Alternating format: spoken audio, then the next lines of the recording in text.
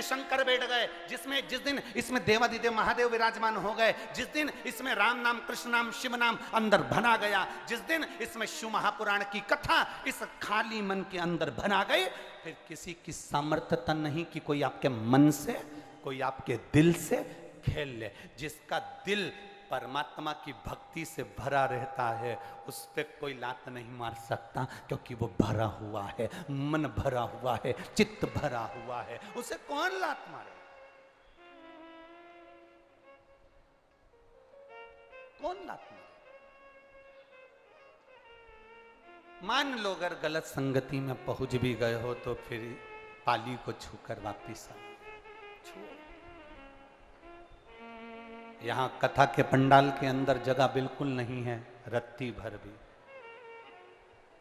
पर कई लोग आसपास में जितने खड़े हैं, कोई ट्रकों पे चढ़े हैं, कोई बसों पर चढ़े हैं, कोई फायर ब्रिगेड पर चढ़े हुए हैं, कोई बिल्डिंगों पे चढ़े हुए हैं, कोई पेड़ों पे चढ़े हुए हैं। तो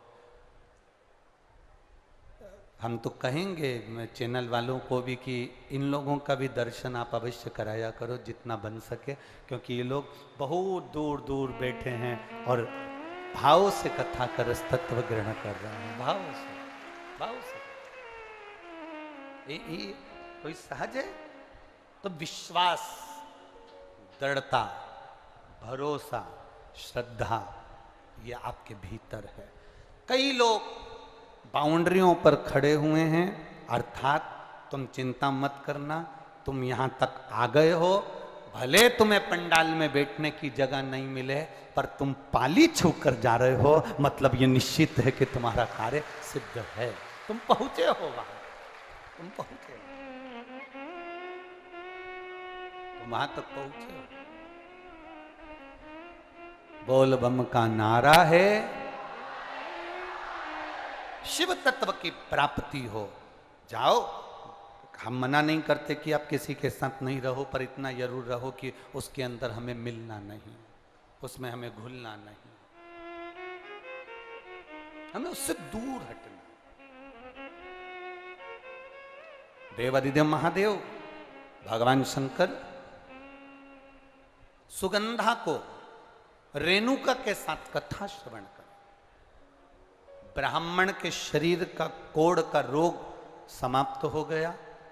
पार्वती जी ने ब्राह्मण देवता से पूछ लिया कि तुम्हारे ये शरीर का रोग समाप्त कैसे हुआ, तो उन्होंने कह दिया कि मैंने 16 सोमवार का व्रत किया था, उस व्रत के प्रभाव से मेरा ये रोग समाप्त हुआ है,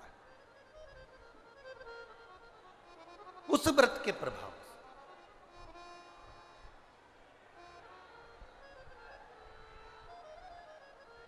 और व्रत का प्रभाव कब होता है? थोड़ा सावधानी से सुनना इस बात के लिए, आज कथा का विराम दिवस है, आपको बाबा से लगन लगाना है और शिव को अपना बनाकर आपको शिव के होना है। दिल से कथा सुनो, बड़े भाव से। व्रत का प्रभाव कब पड़ता है? व्रत का फल कब मिलता है? व्रत का प्रभाव कब पड़ेगा? जिस भगवान का हमने व्रत किया है,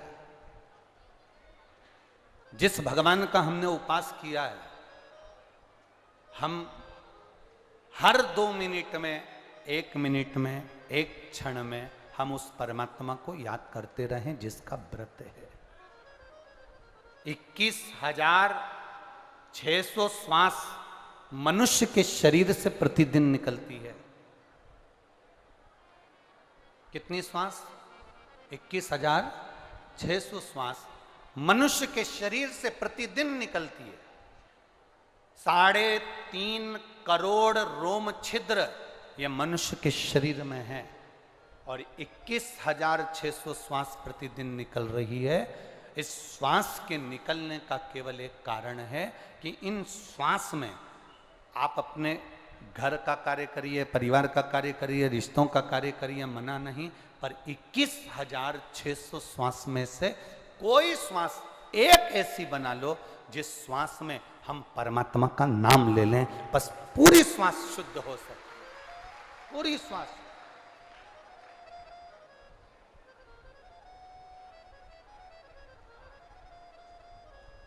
एक व्यक्ति ने प्रश्न किया था,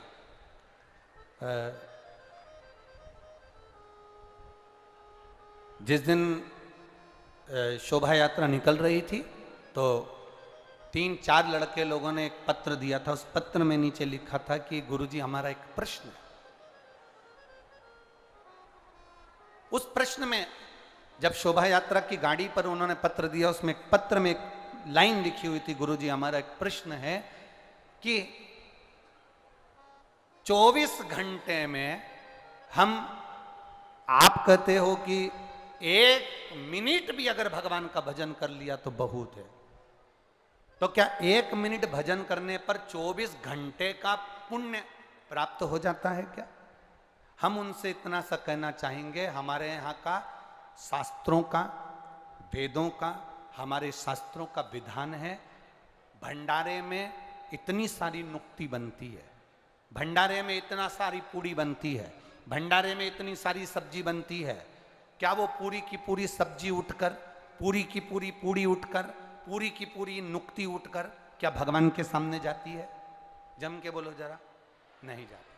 कितनी जाती है? एक थाली में लगकर थोड़ा थोड़ा थोड़ा जाता है, भोग लगता है, वापिस आता है, और जो बहुत सारा भोजन है उसमें उसको डाल दिया जाता है।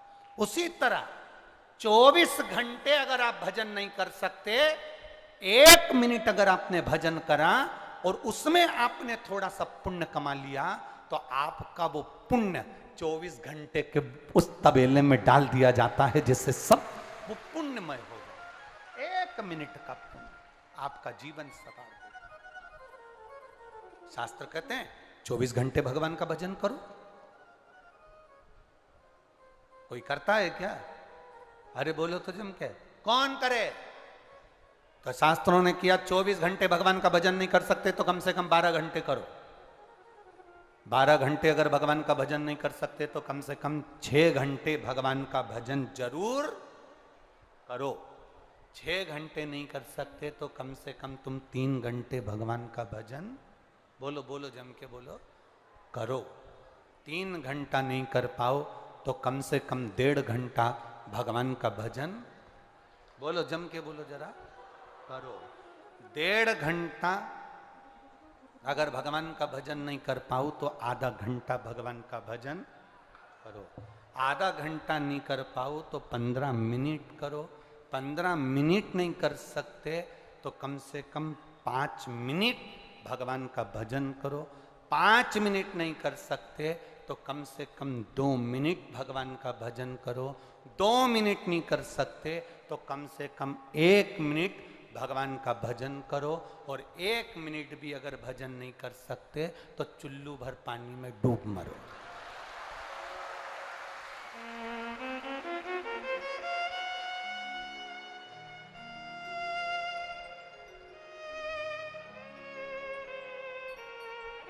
अब 24 घंटे में से 1 मिनट नहीं निकाल सकते तो काय का जीवन तुम्हारा?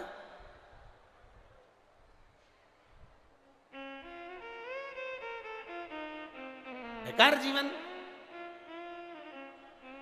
कोई ने पूछा कहां गई थी? कथा सुनने गई थी। सुनी? हाउ? क्या क्या सुन के आई? सुनी थी, इधर से सुनी। फिर घर पे क्या लेके आई? कुछ नहीं। जब जा रही थी तो भंडारा चल रहा था ना, उसमें कई थी, 2 पूड़ी,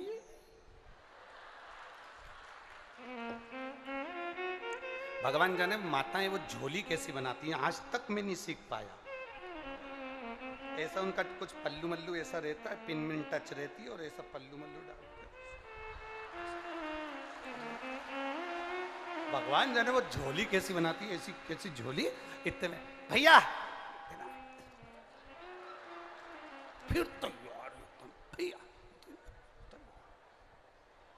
अब उसको इतना भी अंदाजा नहीं रहता कि तूने गुलाब जामुन भर ली और नीचे से चाशनी टपक रही, इतना अंदाजा नहीं।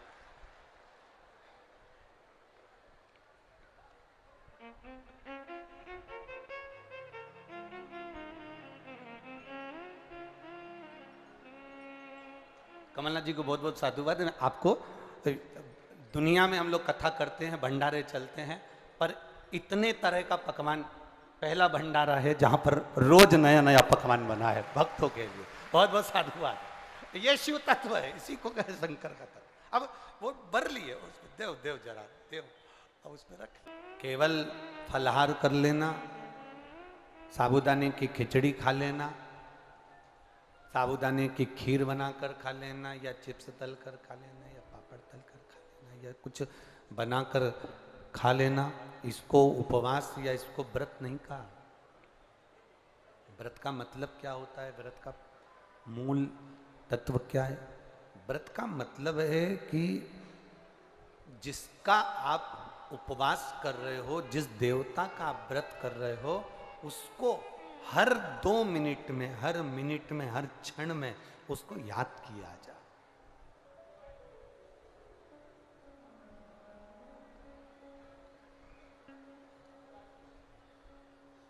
हरतालिका तीज का व्रत करती हो माताएं? कौन कौन करता है? जरा हाथ उठाओ तो। करते हो? रखो। हरतालिका तीज का व्रत करने वाली माताएं कई ऐसी होती हैं, कई के मन में ऐसा आता, आज मेरा व्रत है, मन नहीं लग रहा, शरीर ठीक नहीं, टीवी चालू करके बैठ गई, शरीर ठीक हो गया, मन ठीक हो ना, इसको व्रत नहीं कहा। हरतालिका तीज का व्रत हो, कुछ नहीं खाते, कुछ नहीं पीते, व्रत करते हो, शिव जी के पूजन की तैयारी करते हो, फुलेरा का दर्शन करने जाते हो। जाते हो आप लोग फुलेरा दर्शन करने के लिए? जहां पर भी कितनी जगह जाते हो? 5 जगह पर कहीं फुलेरा बंधा हो हरतालिका तीज के दिन। और जो माताओं ने पिछली वर्ष, या जो बेटियों ने, जो कन्याओं ने, जो बेटों ने फुलेरे का दर्शन करा हो, उनसे पूछना साल भर में बाबा ने तुम पर कृपा करी कि नहीं करी। 5 फुलेरे का दर्शन। हरतालिका तीज के दिन जो फुलेरा बनता है, 5 घर जाओ जहां फुलेरा बंधा है, वहां दर्शन कर जाना चाहिए। तुम्हारा व्रत नहीं है तो भी जाओ, व्रत है तो भी दर्शन करो, पर फुलेरा का दर्शन करो। जिन जिन के यहां फुलेरा बनता है, आपका व्रत नहीं है, आपके पति से कहो जरा गाड़ी उठाओ, मेरे को फुलेरा का दर्शन करना चाहना। अगर पास में है तो पति से कहो चलो रात का समय, क्योंकि फुलेरा की पूजन रात को, तो चलो हमारे साथ में जरा पैदल पैदल। मोहल्ले की 4 माताएं, 5 माताएं, 5 बेटियां, 10 बेटे इकट्ठे होकर फुलेरा का दर्शन करने चले। हरतालिका तीज का उस फुलेरा का दर्शन जीव का कल्याण करने वाला है। जिन्हें करा उसको मालूम है कि फुलेरा का दर्शन का महत्व क्या है। आप लोग 15 तारीख को जो कथा होगी पुणे सांगवी में, पूना में, आप वो सुनना, उसमें हम वर्णन करेंगे एक एक फुलेरे का, 5 फुलेरे का दर्शन का क्या महत्व, उसका वर्णन पहले भी करा, इस कथा में फिर करेंगे। कह दिया कि मेरा रोग समाप्त हुआ। पार्वती जी ने ब्राह्मण के मुख से सुना, शिव जी के पास जाकर कहती हैं, भोलेनाथ जी से प्रार्थना करती हैं, बाबा गणेश जी का विवाह कर दिया। गणेश जी को प्रथम गिनती में गिना गया, गणेश जी को प्रथम आराधना में लिया गया। तो सदानंद कार्तिकेय जी रुष्ट होकर श्रीशैलम पर जाकर बैठ गए। श्रीशैलम पर सदानंद कार्तिकेय जी जाकर बैठ गए। और सदानंद कार्तिकेय जी जब श्रीशैलम पर जाकर बैठे, उनको राजी कैसे करा जाए? पार्वती जी ने कहा, मैंने ब्राह्मण का कोड़ी का रोग ठीक हो गया तो मैं उस ब्राह्मण से पूछ कर आई हूं उस व्रत का महत्व। मैं अपने बेटे के लिए, मैं अपने पुत्र के लिए, मैं अपने पुत्र के लिए, अपने बेटे के लिए वो व्रत करूंगी। पार्वती जी ने 16 सोमवार का व्रत स्वयं माता पार्वती जी ने सदानंद कार्तिकेय के लिए करा। कार्तिकेय प्रसन्न होकर अपनी माता की गोद में बैठे। तब कार्तिकेय जी ने पूछा, मां मुझे इतना क्रोध आया, इतनी मेरी चिड़चिड़ प्रवृत्ति रही, इतनी तकलीफों में मैं घिरा रहा, तूने मुझे प्रसन्न कैसे करा। मां कहती है मैंने 16 सोमवार का व्रत किया था, उस व्रत का प्रबलता है। कार्तिकेय जी ने कहा मेरा एक मित्र है ब्राह्मण, बहुत साधारण सा है, उसके पास कुछ नहीं है, वो मित्र मुझसे रूठ कर चले गया है, कोई दूसरे गांव चला गया है, उसको मुझे बुलाना है, उसको मुझे मिलना है। शरणानंद कार्तिकेय ने भी 16 सोमवार का व्रत किया, मित्र को प्राप्त कर, मित्र मिल भी गया, प्राप्त हो गया। हमने एक बात आपको 16 सोमवार के व्रत की वर्णन करी थी, किसी के घर में अगर 16 सोमवार का व्रत हुआ है, हो रहा है, उसके घर में 16 सोमवार का उद्यापन हो रहा है, भूलवश भी अगर आपको मालूम पड़ जाए कि इसके यहाँ 16 सोमवार का उद्यापन है, भोजन करने भले मत जाना, पर उसके घर से थोड़ा सा प्रसाद अवश्य मांग कर लाना कि मुझे दे दो, उस प्रसाद को मुझे, उस प्रसाद, वो प्रसाद,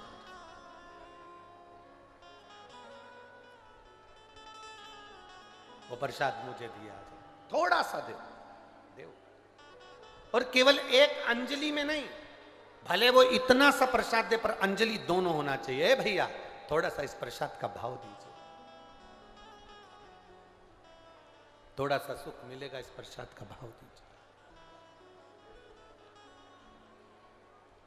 शंभु शरणे पड़ी मांगू घड़ी रे, दुख काटो दया करी ने दर्शन। उस व्रत का मूल आनंद हमें प्राप्त। जितने बेटे बेटियां कंपटीशन एग्जाम की तैयारी कर रहे हैं, जितने बेटा बेटियां नौकरी की तैयारी कर रहे हैं, मैं उनसे कहूंगा आप मेहनत करो, खूब करो, दिल से करो, अच्छी करो, दम से करो, मेहनत में कमी मत आना। उसके साथ बहुत बहुत ध्यान देना,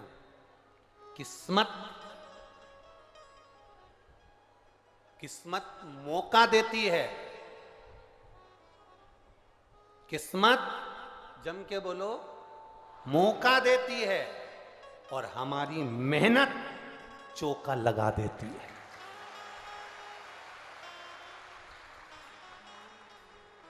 मेरा बेटा बेटियों से निवेदन है अपनी मेहनत पूरी करना। शंकर भगवान करेंगे क्या, तुम्हें मौका देंगे, एग्जाम में बैठने का मौका देंगे, परीक्षा हॉल में तुम अकेले नहीं रहोगे, मेरा देव अधिदेव महादेव तुम्हारे साथ बैठे। किस्मत मौका देती है, और हमारी मेहनत, स्वयं की मेहनत चौका लगा देती है। हमारे उन्नति की सीढ़ी को चढ़ाने का कार्य हमारी मेहनत करती है। भगवान शंकर तुम्हारे साथ कदम से कदम मिलाकर चलेंगे। ये मत सोचना कि मैंने अगर शिव जी को बेलपत्री लगा दी है या मैंने जल चढ़ा दिया है तो भोलेनाथ लिख के आएंगे ना। लिखना तुम्हें पड़ेगा, मेहनत तुम्हें करना पड़ेगी, कर्म तुम्हें करना पड़ेगा। शंकर भगवान तुम्हारे साथ हैं, हर पल, हर क्षण, हर घड़ी है, हर पल है।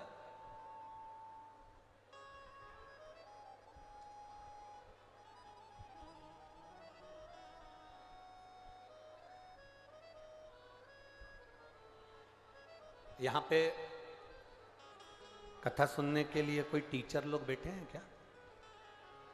टीचर अगर कहीं बैठे हो तो हाथ हिलाओ ना जरा, कितने टीचर बैठे हैं? हाँ हाथ हिलाओ जरा। हैं सब, चाहे प्राइवेट स्कूल के हो चाहे सरकारी के हो, टीचर तो है ना, ठीक है। आप लोग बच्चों को पढ़ाते हैं, बच्चे विद्याध्ययन करते हैं, आप मेहनत करते हो, बच्चे को पढ़ाते हो, बच्चा भी मेहनत करता है, तब बच्चा परीक्षा के समय पर आपका चेहरा देखता है, एग्जाम के समय पर बच्चा आपका चेहरा देखता है।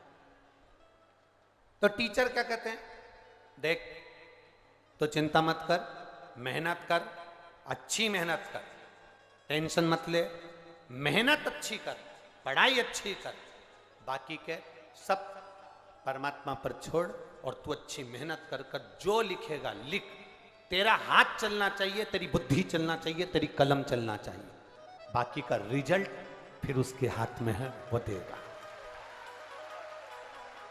रिजल्ट उसके हाथ में। हम मेहनत करें ही नहीं और सोचें कि मिल जाए तो ना। कार्तिकेय बाबा ने व्रत किया, व्रत का प्रभाव यह हुआ कि उनका मित्र मिल गया। मित्र ने पूछ लिया अपने मित्र से, कार्तिकेय से, षडानंद कार्तिकेय तूने मुझे कैसे प्राप्त करा? मित्र ने कहा मैंने 16 सोमवार का व्रत किया था। उस व्रत का विधान क्या है, व्रत का विधान बताया। दिन में ये 16 सोमवार का जो व्रत है, प्रथम सोमवार को अब उठा रहे हैं, सावन के महीने से, बैसाख के महीने से, मार्गशीर्ष के महीने से, जिस महीने से पहले सोमवार से इसको उठाया जाए। सुबह स्नान पूजन अर्चना कर कर बड़े आनंद के समय, दोपहर का तीसरा पहर प्रदोष काल के समय पर शंकर भगवान की आराधना करी जाए, शिव जी का शिवलिंग का पूजन करा जाए। पार्थिव शिवलिंग का निर्माण कर कर पूजन कर लो, चाहे अपने घर में जो शिवलिंग है उसका पूजन कर लो। जिस प्रसाद को बनाओगे उसके 3 हिस्से, भगवान की आराधना पूजन अर्चना। एक हिस्सा भगवान को समर्पित कर, दूसरा हिस्सा सबको वितरण कर, तीसरे हिस्से का भाग स्वयं ले। शिव जी का चढ़ा हुआ प्रसाद पूरी रात्रि नहीं रखा रहता, खास तौर से 16 सोमवार के प्रसाद को रात भर कभी मत रखना।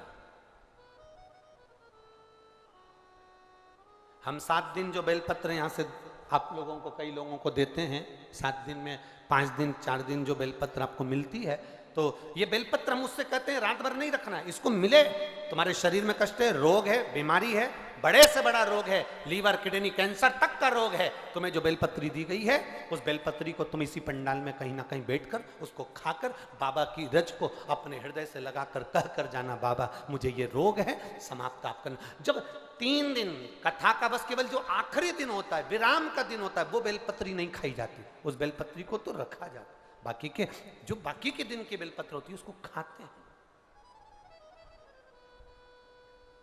रात भर शिव पोथी पर चढ़ी हुई बेलपत्र केवल आखिरी के दिन की, विराम के दिन की बेलपत्र ही केवल लाल वस्त्र में रखने की होती है। बाकी के बेलपत्र केवल रोज की खाने की होती है, उसको रखा नहीं जाता, खाया जाता।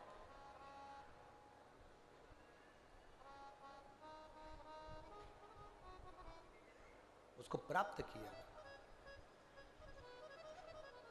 जैसे अशोक सुंदरी पर चढ़ी हुई पीपल के वृक्ष की, पीपल के पत्ते की अग्रभाग अगर शिव जी की अशोक सुंदरी की ओर स्पर्श करा हुआ, कितना भी दमाओ, कितनी भी श्वास की बीमारी हो, फेफड़े कितने भी कमजोर हो गए, उस पीपल के पत्ते का अग्रभाग हमारे उस श्वास को ठीक करती, दमा को ठीक करती। अशोक सुंदरी था इसमें।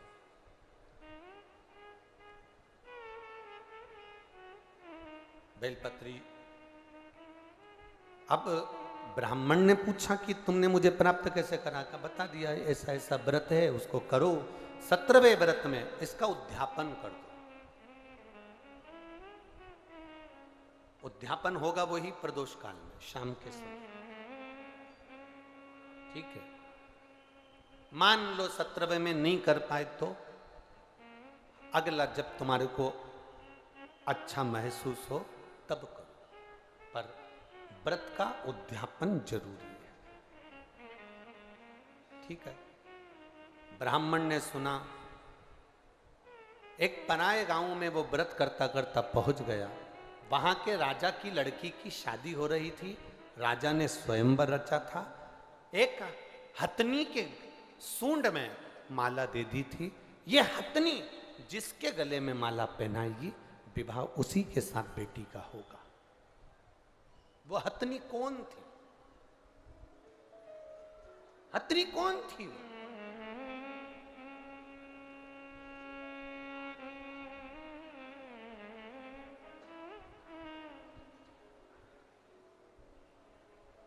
अगर नरसिंह पुराण को आप पढ़ेंगे तो नरसिंह पुराण में लिखा हुआ है, राजा के नगर में हथनी के सूंड में माला दी गई, ये माला जिसके गले में पहनाएगी उसी के साथ मेरी बेटी का विवाह होगा। वो हथनी कौन थी? ऐसे संकल्प पहले के राजा लेते थे। वो संकल्प क्यों लेते थे? जनक जी ने संकल्प लिया, जो इस धनुष को उठाएगा चढ़ाएगा उसी के साथ बेटी ब्याहूंगा। तो जनक जी को क्या पड़ी जो उन्होंने ये संकल्प लिया? संकल्प व्यक्ति कब लेता है? जब उसको कुछ अच्छा नजर आता। क्या जनक जी ने देखा था? जनक जी ने देखा था कि जनक जी की बेटी माता जानकी जी 4 साल की थी और जनक जी ने अपने गुप्तचरों से, अपने द्वारपालों से कहा था कि आज मैं धनुष का पूजन करने के लिए आऊंगा, धनुष का पूजन करने आऊंगा। धनुष के नीचे गाय का गोबर लाकर लिपा जाए और चौक पूरा जाए, पूजन करी जाए। 10,000 द्वारपाल धनुष को उठाने में लग गए पर धनुष नहीं उठा। आसपास से उनने लीप दिया, पूजन की तैयारी कर दी। इतने में जानकी जी ने आकर देखा, 4 साल की जानकी जी आकर देखती हैं, पूछती हैं द्वारपालों से, काका जी आपने धनुष के नीचे तो लीपा ही नहीं, पिताजी कितने नाराज होंगे। आपने धनुष के नीचे नहीं लीपा, पिताजी नाराज होंगे। हमसे धनुष उठा नहीं। 4 साल की सीता जी ने कहा आपसे धनुष नहीं उठा, लाओ मैं लीप देती हूं। 4 साल की जानकी जी उल्टे हाथ से धनुष उठाई, हाथ में गोबर लेकर जानकी जी ने लीप दिया, धनुष को रख दिया। जनक जी पूजन करने के लिए आए। जनक जी पूजन करने के लिए आए और जनक जी ने पूजन करते समय देखा कि धनुष के नीचे का भाग पहली बार लिपा हुआ है। जनक जी ने पूछा, यह भाग लिपा कैसे? ये किसने लीप दिया? तो द्वारपालों ने कहा, ये सीता जी ने, जानकी जी ने लीपा। 4 साल की जानकी जी, 4 वर्ष की जानकी, और धनुष उठा लिया। हाँ, बुलाओ सीता जी को।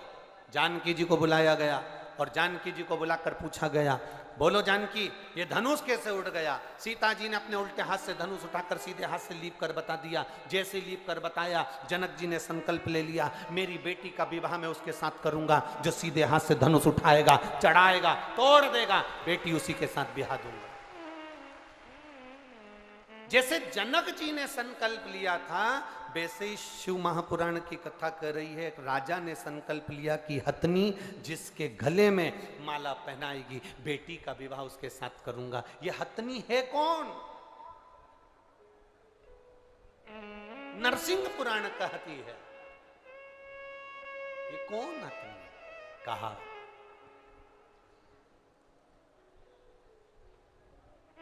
ये वो हथनी जिसने जन्म से शंकर के मंदिर की चौखट पर इसका जन्म हुआ। एक हथनी ने इसको जन्म दे दिया, मां प्राणों को छोड़कर चली गई थी। एक व्यक्ति रोज शिव मंदिर जाता था और इस हथनी को सहला कर जाता था। हथनी धीरे धीरे बड़ी होती गई, शिव की आराधना में यह हथनी भी डूब गई। कहते हैं हजारों हजार ऋषिवर की बुद्धि में जितना बल था, उस हथनी में उतना बल सोचने का और समझने का था कि किसका भाग्य क्या कहेगा, वो हथनी समझ जाती थी। राजा ने उसी हथनी के गले में माला पहनाने के लिए दी कि ये माला तुम अपने सूंड में रखकर जिसको पहनाओगी उसी के साथ बेटी का विवाह होगा। हथनी ने राजा की लड़की को देखा था कि इसका भाग्य क्या कहता है। ब्राह्मण के गले में, जो मित्र थे कार्तिकेय जी के, उनके गले में माला पहना दी गई। माला पहनाई, विवाह पक्का हो गया। राजकुमारी का विवाह उस ब्राह्मण के साथ हो गया।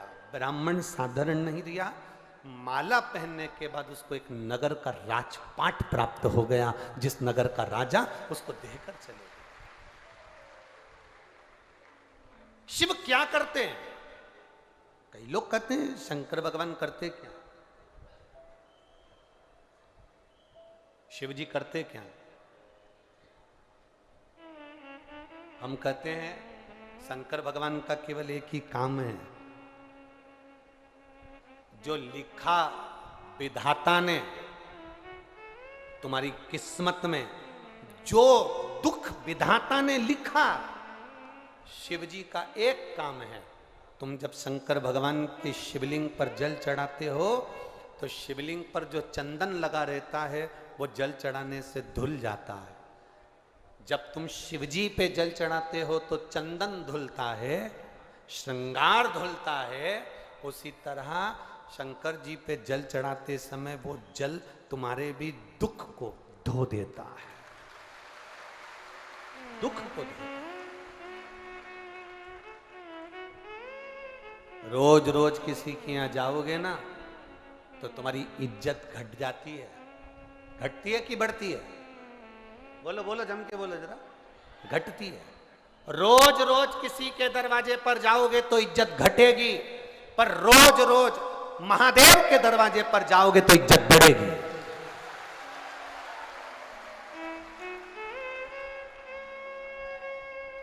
किसी के दरवाजे पर जाने से इज्जत घटती है, पर महादेव के दरवाजे पर जाने से इज्जत बढ़ती है, बढ़ती है इज्जत। अभी तक तुम जाके देखना, तुम ऐसी रोड पर घूमते रहो, रोज शंकर जी के मंदिर जाना चालू कर दो तो पहले तो लोग कहेंगे आओ आवारा है नंबर 1 का, बेकार है तो छोरा, बहुत अवल्ला है ये तो, बहुत बेकार है ये तो।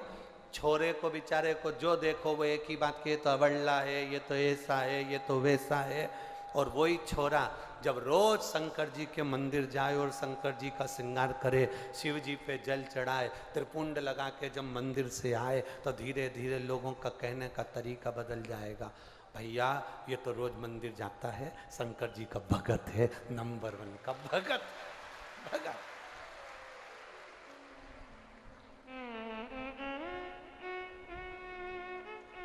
शिव की भक्ति इसके अंदर, शिव का गुणगान इसके अंदर। अब शादी हो गई, राजकुमारी आ गई। राजकुमारी ने पूछ लिया अपने पति से, मैं एक राजा की लड़की, तुम एक ब्राह्मण के बेटे, मैं कैसे मिल गई तुमको? कहा 16 सोमवार के व्रत के फल से मिली। व्रत का फल इतना होता है, एक बेटा मुझे चाहिए, पुत्र की कामना से उसने 16 सोमवार का व्रत करा, उसको एक पुत्र भी हो गया। पुत्र होने के बाद पुत्र धीरे धीरे बड़ा भी हो गया। बड़ा होने के बाद पुत्र ने एक दिन पूछ लिया, मां मैं राजघराने में जन्म ले लिया, ऐसा मैंने कौन सा पुण्य करा था? कभी आप भी विचार करना, चौराहे पर खड़े हुए भिखारी को देखना, किसी भिखारी को देखना, किसी बीमार व्यक्ति को देखना, किसी बहुत ज्यादा कष्टप्रद व्यक्ति को देखना, और उसको देखकर अपने आप को तुम जरूर देखना, और देखकर महादेव से प्रार्थना करना, बाबा तूने बड़ी कृपा करी, मुझे चौराहे का भिखारी नहीं बनाया, मुझे कुछ अच्छा बनाया। तूने बहुत अच्छी कृपा करी, अच्छे घर में मुझे जन्म दिया। तूने बहुत अच्छी कृपा करी जो मुझे इस भारत की भूमि पर जन्म दिया। तूने बहुत अच्छी कृपा करी जो तूने मुझे मध्य प्रदेश में जन्म दिया। तूने बहुत अच्छी कृपा करी जो तूने मुझे छिंदवाड़ा में जन्म दिया। तूने बहुत अच्छी कृपा करी जो मुझे पूरा शरीर दिया, पांव, हाथ, आंख, मुख सब दिया, सारे डिपार्टमेंट दो दो दिए। पांव बोलते जाओ तो हाथ, नयन, श्रवण, तो जिह्वा। भगवान को भी मालूम था एक ही गजब कर जाएगी, पूरे छिंदवाड़ा में आग लगाया है। एक ही बहुत, जीवान दो नहीं दिया, जीवान एक, और उसको भी नीचे से बांध दिया। जीवान को कभी दर्पण में कांच में देखना, नीचे से बंधी है 3 जगह से, और देखा ये बहुत ज्यादा बोलेगी तो इसके आसपास 32 सैनिक लगा दिए, 32 दांत, ज्यादा बोले तो काट दे। इन्होंने देखा सैनिक से भी काम नहीं चलेगा तो ये जिभान के लिए फाटक लगा दिए, होठ, ज्यादा बोले तो मुंह बंद रखो।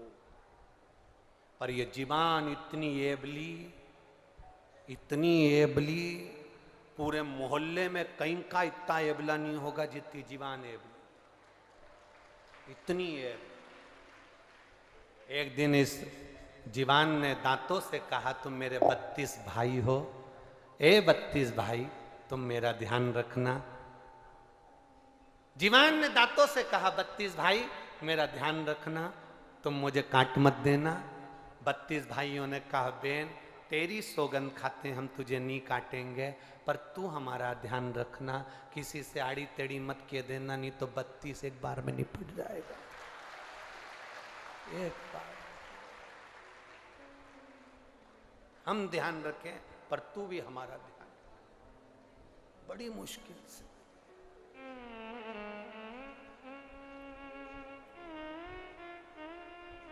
वो कहते ना, इस जिह्वा को रोग लगा है, दिन भर चुगली करने। इस जिह्वा को रोग लगा है, दिन भर चुगली करती। कई की तो ऐसी भी आदत रहती है कि कथा में भी चुगली करती रहेगी। कहीं की को आगे बैठी दिख गई ना, तो पीछे वाली वो देख कमला की बहू बैठी वो देख वो लीलाबाई की छोरी, ये हर जगह ना जाने कहां से आगे घुस जाती है, पता ही नहीं पड़ता। आ गई साड़ी में पिन लगा के। इस जिह्वा को रोग लगा है, अरे रोज चुगलिया। इन जिह्वा से शिव जी जप लो, सारे रोग मिट, सारे रोग की समाप्ति है, मिट जाए।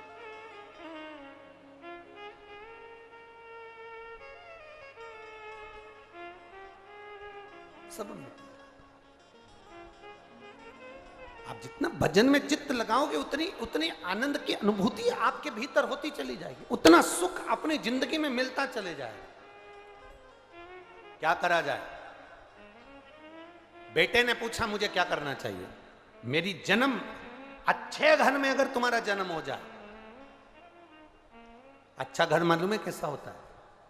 अरे जम के तो बोलो, जिसके यहाँ एसी लगा है वो अच्छा घर है, जिसके यहाँ डनलप के गद्दे बिछे हैं वो अच्छा घर है, खूब जोरदार गाड़ी बंगला सो अच्छा घर है? नहीं, अच्छा घर, अच्छा घर। तो हमने एक बार पहले कथा में कही थी,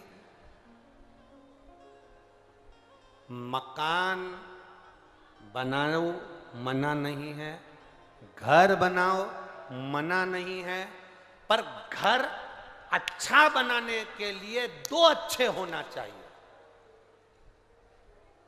मकान अच्छा बनाने के लिए, घर अच्छा बनाने के लिए दो अच्छे होना चाहिए। पहले नंबर पर मिस्त्री, दूसरे नंबर पर स्त्री।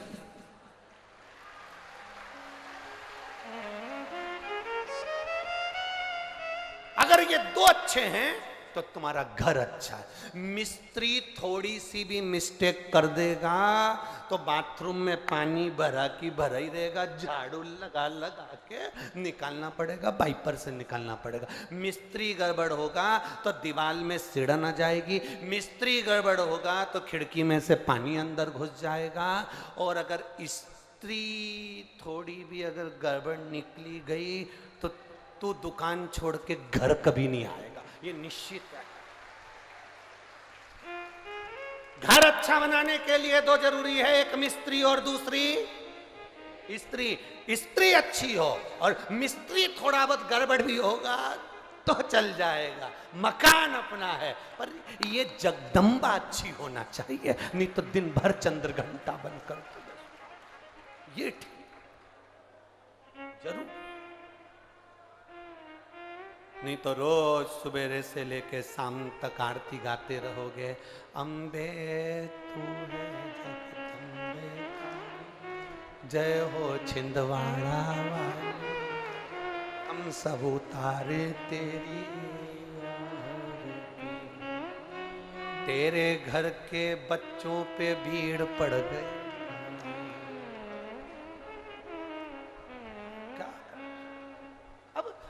मिस्त्री और स्त्री दोनों ठीक हो, घर अच्छा परिवार अच्छा,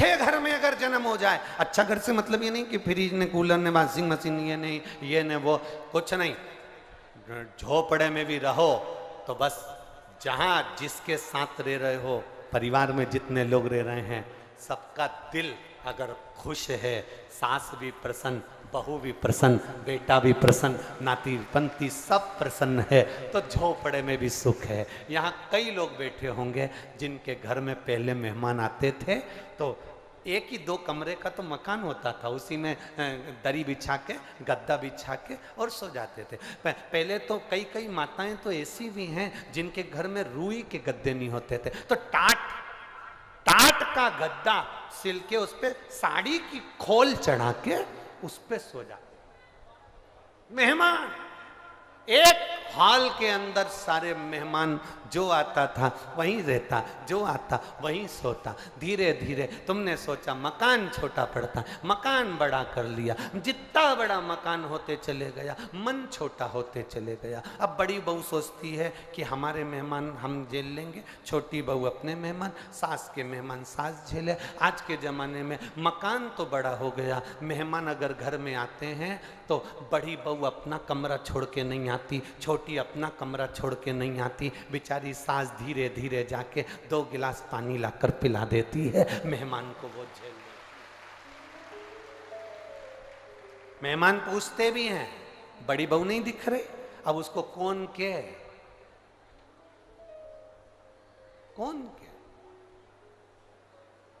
कभी कभी तो पूरी पुराण की लीला भी पलट जाती है, हमने देखा है कई बार। एक बार हम लोग हैदराबाद जा रहे थे तो हैदराबाद जाते जाते हमारी जो ट्रेन का टिकट था उसमें इधर सामने की 2 बर्थ थी, एक पति पत्नी की, और इधर की बर्थ हमारी थी, तो हमारे सब बच्चों के साथ हम बैठे थे। अब इधर की बर्थ थी, वहां पर लोग बैठे।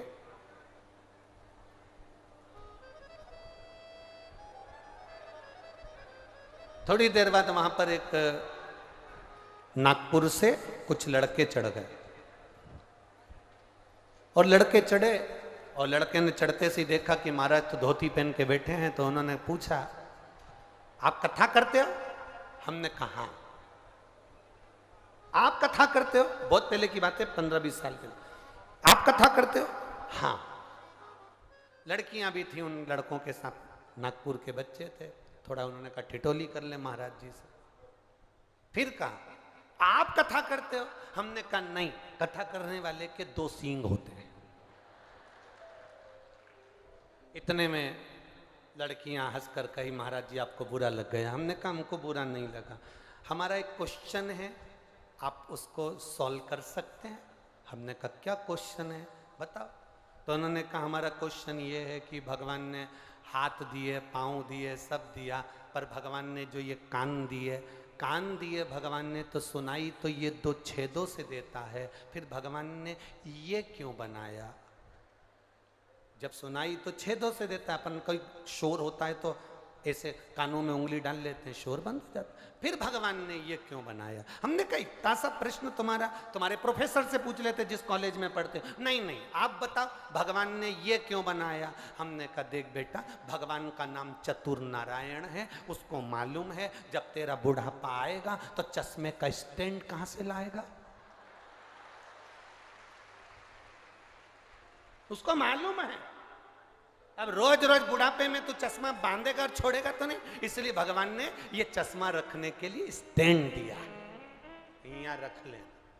उसने कहा महाराज जी हर हर महादेव। हमने कहा जय श्री शिवाय। कभी कभी लीला पलट जाती, कभी कभी चित्र विचित्र हो जाता। मांगा शिव तत्व को, मांगा शंकर की उदारता को, मांगा शंकर की करुणा को। अब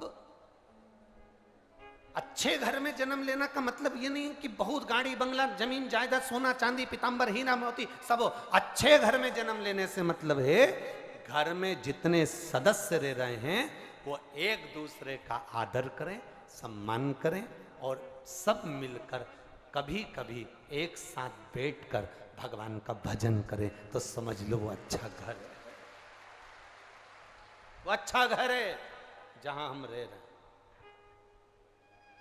ना राम नाम लीनो ओ तूने भरी जवानी में, तू डूब के मर जा रे चुल्लू भर।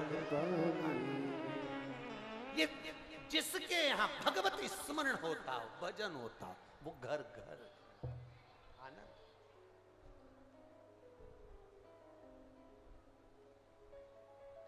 जहां भजन ही नहीं है वह आनंद। बेटे ने अपनी माता से पूछा, मां इतने अच्छे घर में मेरा जन्म हुआ, मैंने करा क्या था? अगर अच्छा हाथ मिल जाए, नेत्र अच्छे हैं, शरीर अच्छा है, कोई बीमारी तुमको नहीं है, तुम अपने आराम से 2 रोटी कमा रहे हो और खा रहे हो, तो दुनिया के सबसे सुखी व्यक्ति तुम हो, दुनिया के सबसे प्रसन्न जीव आप हो, आनंदित जीव आप। भगवान को धन्यवाद दिया करो, मैं अच्छे घर में जन्मा, मेरे को अच्छा सुख दिया। अब बोले, मां मुझे भी 16 सोमवार का व्रत कर। घर में जो बच्चा बच्ची होते हैं, बेटा बेटी होते हैं, वो भी कहते हैं मां एक बार मुझे भी पशुपति व्रत करना। मां मुझे जन्माष्टमी का व्रत करना है, पशुपति व्रत करना है, शिवरात्रि का। बच्चे भी कहते हैं हम भी करेंगे। माता पिता को चाहिए कि उस बच्चे से कहें कि करो व्रत, मना नहीं है, करो।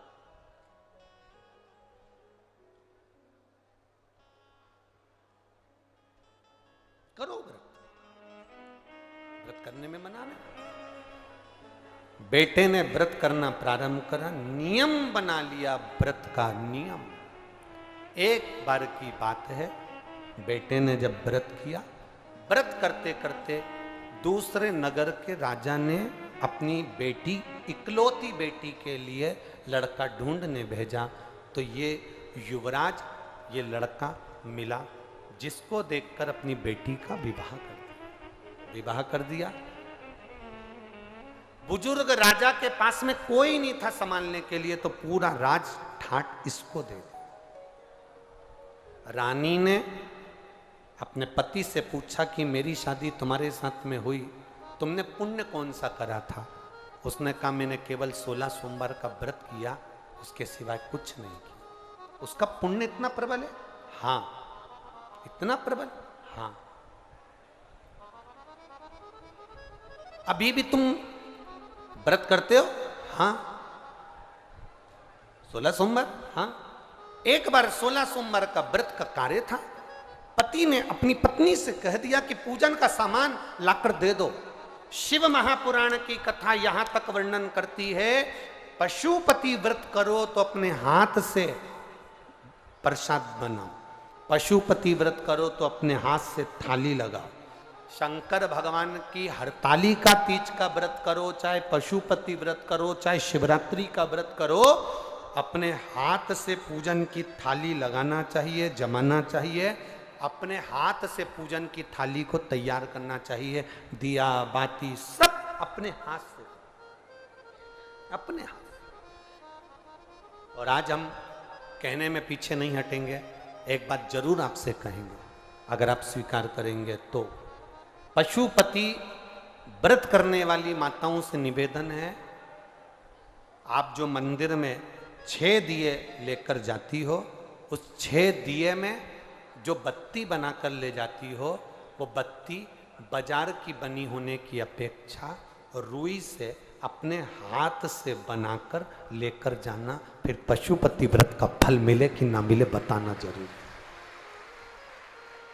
बाजार की बनी बनाई बत्ती, यहां तक पशुपति व्रत में हमने यहां तक कहा कि बाजार का प्रसाद नहीं, अपना बनाया हुआ प्रसाद रखो। बोला था कि नहीं बोला था? जितनी माताएं बेटी बोलो जरा जम के, बोला है ना?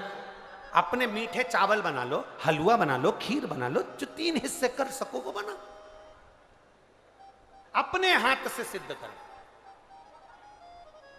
6 दियों में जो बत्ती रखो वो भी अपने हाथ से बटी हुई, अपने हाथ से बनी हुई।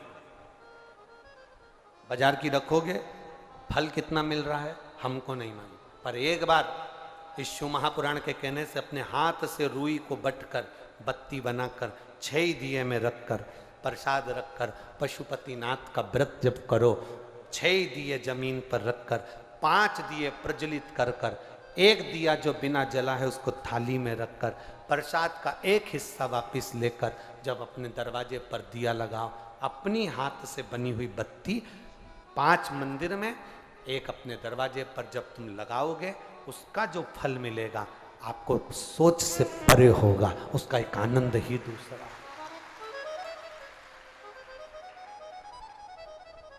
रेडीमेड जमाना हो गया, चंदन भी रेडीमेड, बाती रेडीमेड, सब सामान रेडीमेड। 2 चीजें तो अपनी करो खुद की। क्या क्या? एक पशुपति नाथ का प्रसाद और एक पशुपति नाथ के मन पूजन में लगने वाली बाती, ये तो अपनी करो। 2 चीजें अपनी हो, एक प्रसाद, एक बाती। बाती भी अपनी हो,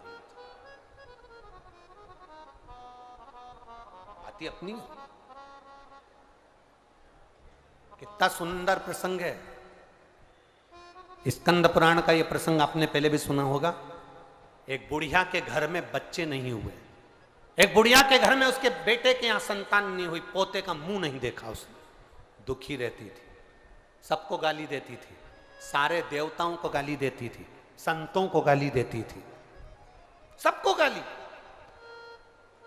कोई संत उसके यहां मांगने चले जाए तो वो मारने दौड़ती थी।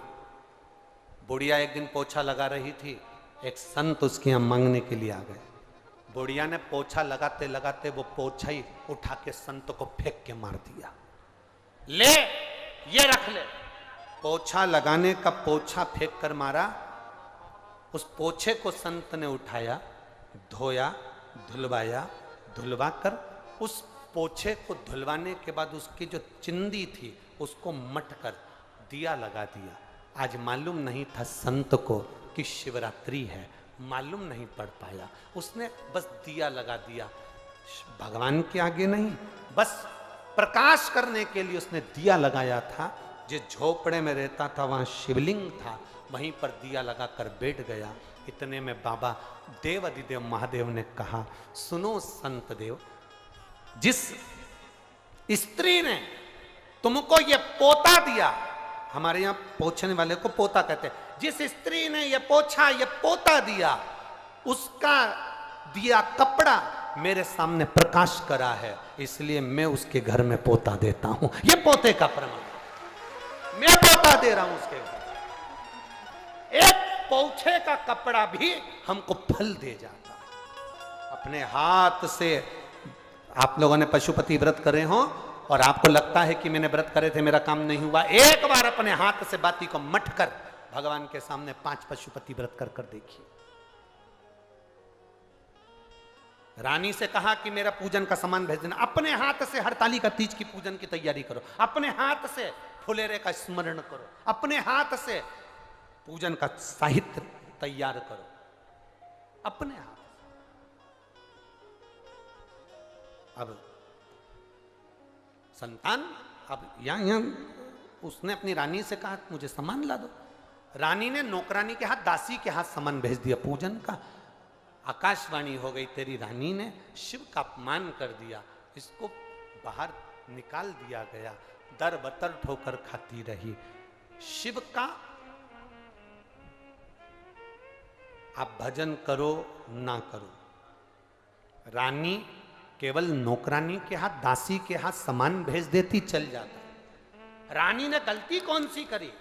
रानी ने केवल एक गलती करी और रानी ने दासी से कहा, जा, मेरा पति तो दिन भर ढोंग और प्रपंच में लगा रहता है, उसमें तो अक्ल ही नहीं है, उसकी बुद्धि काम नहीं करती। क्या होता है शंकर जी की पूजन करने से? क्या होता है 16 सोमवार का व्रत करने से? आप नौकरानी के हाथ सामान भेज देते, चल जाता। आप दुकान पे से सामान भेज देते, चल जाता। पर आप मुख से शंकर की निंदा तो नहीं करते। शिव की निंदा करने वाले की गति क्या होती है, ये शास्त्र का है। रानी ने निंदा कर दी, दासी ने सामान लाया, पूजन कर दिया, पति ने। रानी तरबतर भटकती रही। ऐसी स्थिति रानी की हो गई, पानी को हाथ लगाती थी तो कीड़े हो जाते थे। किसी की यहाँ काम करती थी तो मटके फूट जाते थे। एक साधु ने देख लिया, एक ब्राह्मण ने देख लिया कि रानी की दशा बड़ी विचित्र है, पानी को हाथ लगाती है, पानी में कीड़े पड़ जाते हैं। संत ने पूछ लिया, ब्राह्मण जन ने पूछ लिया, ए बेटी तुम अच्छे घर की दिखती हो, पर तुम्हारा शरीर, तुम पानी को हाथ लगाती हो तो सरोवर में कीड़े पड़ जाते हैं, तुम कपड़े को छूती हो तो कपड़ा जल जाता है, वृक्ष के नीचे बैठती हो तो वृक्ष में आग लग जाती है, हरा भरा वृक्ष सूख जाता है, तुम आखिर ऐसा क्या है? रानी ने कहा, मैंने अपने पति ने पूजन का सामान मंगवाया था, मैंने नौकरानी के हाथ, सेविका के हाथ भेज दिया, उससे मेरी ये दशा हुई। संत ने कहा, पूजन का सामान किसी के हाथ से भी भेजा जाए ये कभी हो ही नहीं सकता। मां अंदर रोटी बना रही है, दरवाजे पर मांगने वाला कोई खड़ा है भूखा, मां ने अपने बेटे से कहा, ले ये रोटी लेकर जा और उसको देकर। बेटे ने रोटी दी तो मां के हिस्से में पुण्य नहीं आएगा क्या? अरे बोलो तो जम के, मां के हिस्से में पुण्य नहीं आएगा क्या? मां के हिस्से में पुण्य आएगा, क्योंकि रोटी मां ने बनाई है। मां ने कहा, बेटा जा रोटी देकर आ, मां के हिस्से में भी पुण्य है और जिसने दिया उसके हिस्से में भी पुण्य है। तो यहां अगर तुमने नौकरानी को भेजा कि ये सामान रख के आओ, पूजन का सामान देकर आओ, तो इतने में तो तेरी ये गति नहीं होना चाहिए थी, तेरे ऊपर इतना बड़ा दोष नहीं होना चाहिए, तेरी ये गति होना ही नहीं चाहिए। तू झूठ बोल रही है कि तूने सामान भेजा तो भगवान नाराज हो गए और मेरे हाथ ऐसे हो गए, मेरा शरीर ऐसा हो गया कि बेकार, ये हो ही नहीं सकता। तू झूठ बोल रही है, तू झूठ बोल रही है, ये तेरी गति ऐसे नहीं हो सकती। तब रानी ने कहा, मैंने तो बस यही करा था, नौकरानी के हाथ भेजा था। नहीं, तू याद कर कि तूने करा क्या, तू करी क्या है वो याद कर लेगा। तब रानी ने कहा कि मैं पलंग पर बैठी थी, नौकरानी से मैंने कहा कि तू ये सामान लेकर जा। इतने में मेरा भोलेनाथ नाराज नहीं हो सकता। भोलेनाथ नाराज तब होता है, शिव की निंदा करने वाले को तो भुगतना पड़ता है। केवल तू नहीं, शंकर भगवान की निंदा करी थी देवऋषि नारद ने। देवऋषि नारद ने जाकर कहा था, भोलेनाथ आप कामदेव को नहीं जीत पाए थे, मैंने कामदेव को जीता है।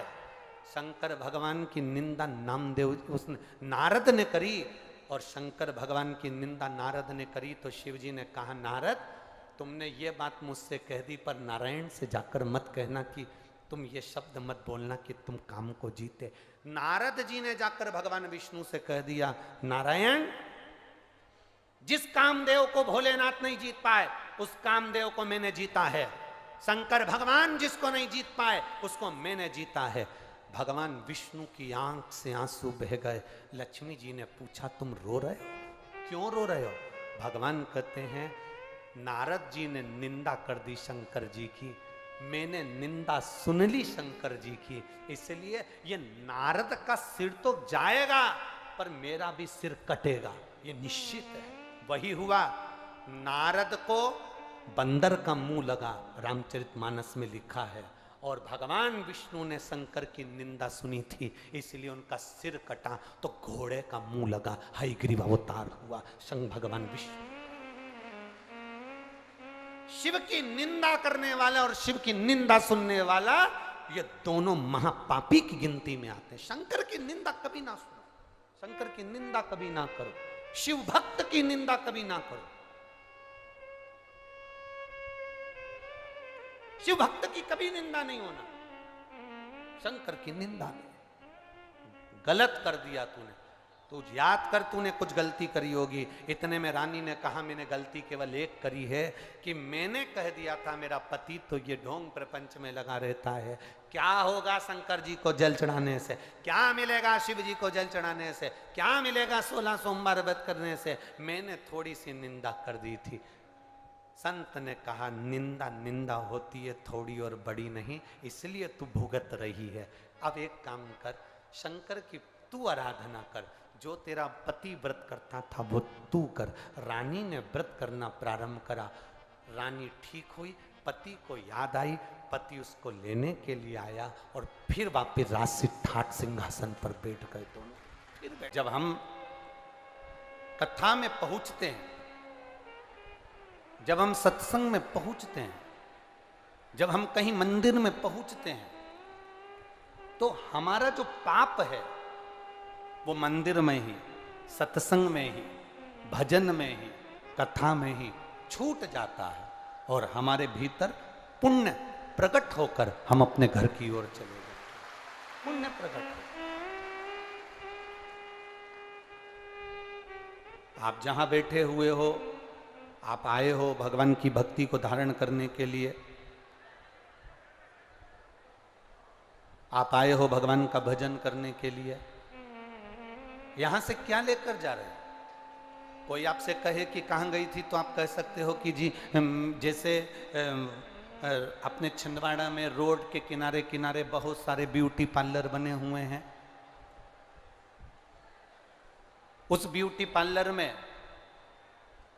छिंदवाड़ा के कई कॉलोनियों में, कई रोड पर ब्यूटी पार्लर बने हुए हैं, उन ब्यूटी पार्लर में ऊपर का श्रृंगार होता है जिससे उस श्रृंगार को देखकर उसका पति रीझ जाता है। तो हम किसी को ये भी कह सकते हैं, कोई पूछे तुमसे कहाँ गई थी, तो तुम ये भले भूल जाना कि मैं कथा में गई थी, पर इतना जरूर कह देना कि मैं ब्यूटी पार्लर गई थी। मैं ब्यूटी पार्लर गई थी। उस ब्यूटी पार्लर में ऊपर का श्रृंगार होता है जिससे पति रीझ जाता है, और इस ब्यूटी पार्लर में आत्मा का श्रृंगार होता है, बाबा रीझ जाता है, परमात्मा रीझ जाता है। ये आत्मा को शुद्ध करने का एक पार्लर है। ये आत्मा की शुद्धता के लिए एक पार्लर है। ये आत्मा की सुंदरता के लिए एक पार्लर है। तो जैसे दान पेटी होती है, वस्त्र पेटी होती है, पत्र पेटी होती है, धन पेटी होती है, कथा, मंदिर, देवालय हमारे पाप को खींच लेते हैं और पुण्य हमें प्रदान कर देते हैं। ये हमारी भी एक पुण्य की, आनंद की पेटी है जिससे हमें पुण्य मिलता है और पाप जमा हो जाता है।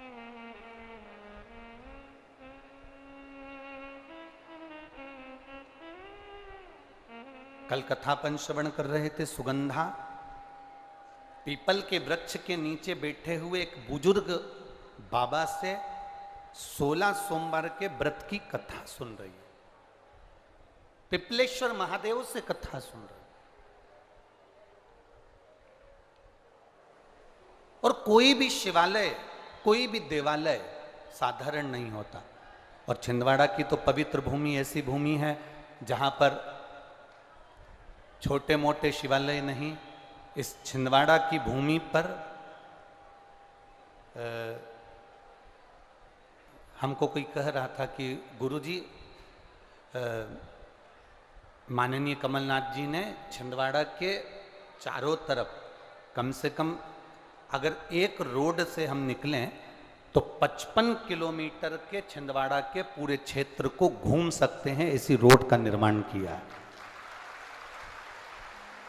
तो हम तो इतना कहेंगे कि जैसे छिंदवाड़ा की उस रोड पर आप घूमने के लिए जाओ तो चावल की एक बोरी छोटी सी लेकर जाना, और उस छिंदवाड़ा के चारों तरफ अगर घूमोगे और छिंदवाड़ा के अंदर घूमोगे और चारों तरफ घूमते हुए और अंदर घूमोगे तो आपको इतने शंकर के मंदिर मिल जाएंगे कि चावल की बोरी का एक एक चावल पूरा समाप्त हो जाएगा। इतने शिवालय छिंदवाड़ा के अंदर हैं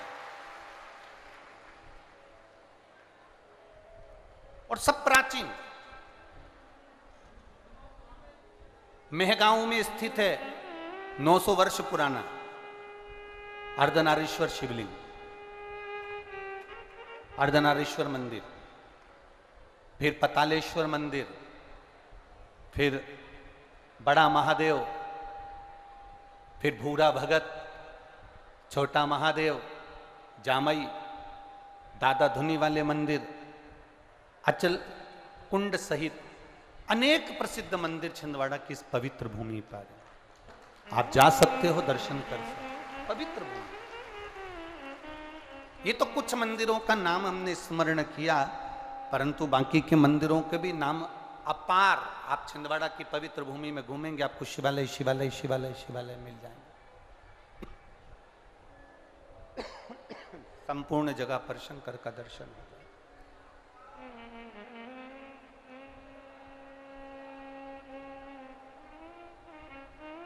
हर जगह पर शिव तत्व की प्राप्ति हो जाएगी।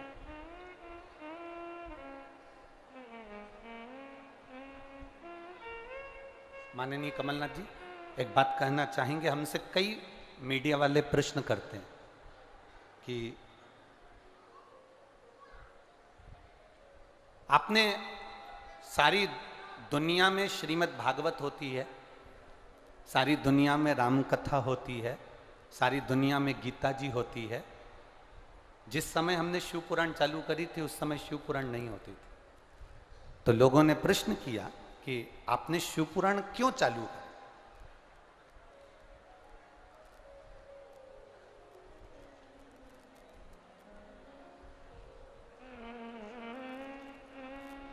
हमने उनको एक ही जवाब पहले भी दिया, आज फिर इस व्यासपीठ के माध्यम से कहना चाहेंगे।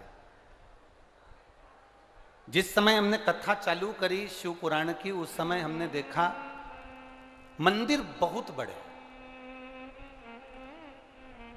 कथा करने वाले भी बहुत बड़े, कथा करवाने वाले भी बहुत बड़े, कथा में पहुंचने वाले की भीड़ भी बहुत बड़ी, यज्ञ भी बड़े, आयोजन भी बड़े, जजमान भी बड़े। पर जिस समय शिव पुराण की कथा करना चालू करी उस समय हमने देखा कि सब कुछ बड़ा, पर दिलों में भक्ति नहीं बढ़ पाई। तो ये शिव महापुराण की कथा ने लोगों के दिल में भक्ति देना चालू कर दिया, केवल भक्ति। ना इस कथा में कोई ढोंग है, ना इस कथा में कोई प्रपंच है, ना इस कथा में कोई दिखावा है। शिव महापुराण की कथा कहती है जैसे शंकर अड़भिज्ञ है, अड़भंग है, सहज है, सरल है, एक आनंद की राशि है। शिव एक आनंद की राशि, उसके सम्मुख में दिखावा नहीं है, अड़भंग है शंकर। और जहां दिखावा नहीं होता वहां भक्ति होती है। आज पूरा देश विदेश हर जगह पर लोग शंकर जी के मंदिर में एक लोटा जल चढ़ाने जा रहे हैं। ये दिखावा नहीं, उनके दिल की भक्ति है, इसलिए पहुंच रहे हैं। पहले आयोजन बड़े थे, पहले कथाएं बड़ी थी, कथाकार बड़े थे, मंदिर बड़े थे, कथा करवाने वाले बड़े थे, यजमान बड़े थे, सब कुछ बड़ा था, पर भक्ति नहीं बढ़ पाई थी।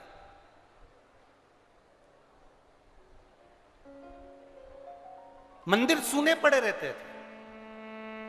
आपकी छिंदवाड़ा का कभी विचार करना, यहाँ बुजुर्ग अगर माताएं बैठी और बुजुर्ग अगर भाई लोग बैठे हैं तो उनसे निवेदन करूंगा, आपके शंकर जी के मंदिर आपके मोहल्ले के उठाकर देखना। पहले कौन जाता था? सावन महीने में पहुंच गए, शिवरात्रि पर पहुंच गए, बाकी के कभी योग लग गया, मंदिर में कोई अन्नकूट हुआ तो पहुंच गए, बाकी के कोई नहीं। आज प्रत्येक सोमवार को और प्रत्येक दिन शंकर जी का कोई छोटा से छोटा ऐसा मंदिर नहीं जिसमें तुमको 2 या 4 मिनट इंतजार नहीं करना पड़ता हो शिव जी को जल चढ़ाने के। छोटे से छोटा और बड़े से बड़ा मंदिर ऐसा है जिसमें आज के व्यक्ति को इंतजार करना पड़ता है महादेव को जल चढ़ाने के लिए।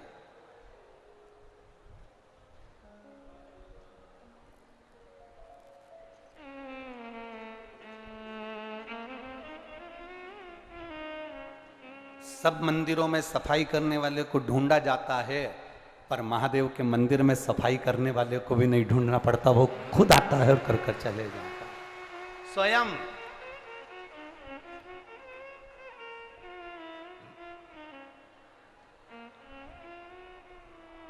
और उसी भक्ति का तो ये पुण्य है। छिंदवाड़ा में अगर ये कथा हो रही है,